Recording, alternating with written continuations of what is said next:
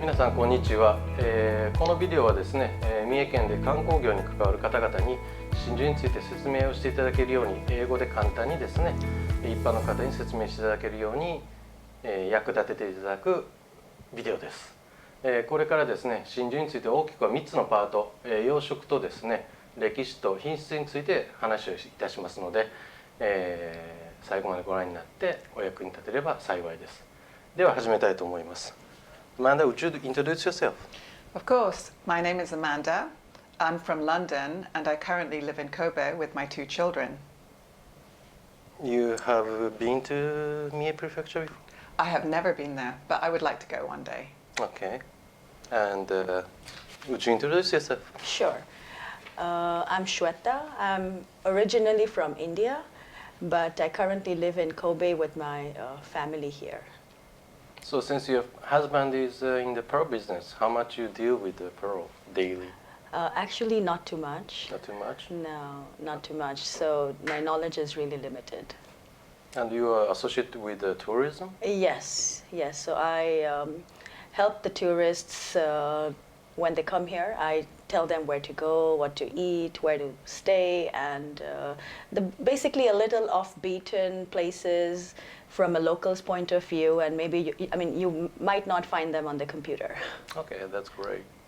ということでですね、お二人はあまり真珠についてご存知はありません。ですので、お二人が理解していただけるように真珠を説明できるようにしたいと思いますので、では始めていきましょう。まずは養殖について始めます。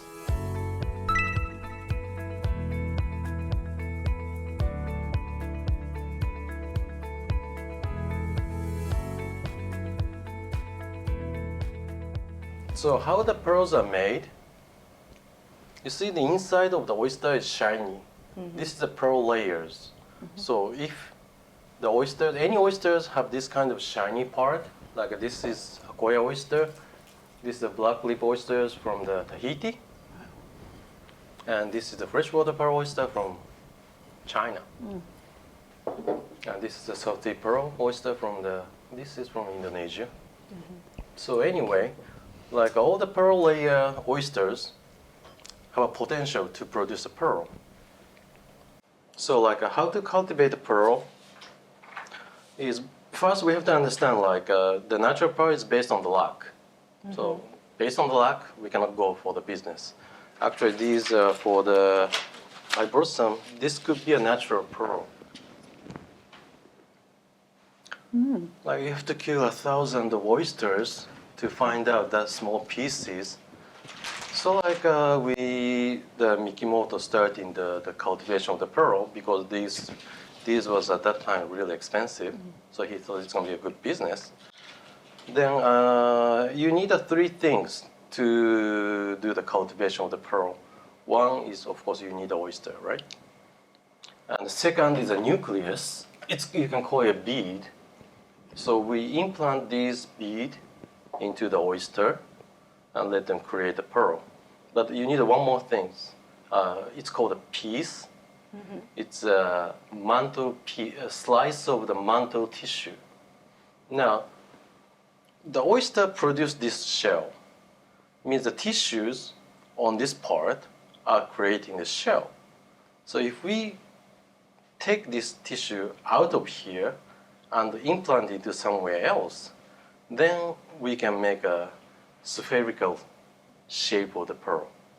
So we have 2 types of oysters. One is for mother oyster, and the other is called a piece oyster. So the donor. That's what we need. So talk about the mother oyster. We use the 2 or 3 years old oysters usually in Akoya, and used to be collected from the wild sea. But at this moment, we are using mainly the artificially seedling pieces. And the nucleus, this is made of the also shell. Okay. But these are from the freshwater shells. Because these shells could be the perfect to match to the oysters, but these are too thin. The oysters are too thin to make this large one. Right. Well, this is for the South Pearl. For Akoya ones, are much smaller. but usually from the United States and also from China, they make these bees for implantation.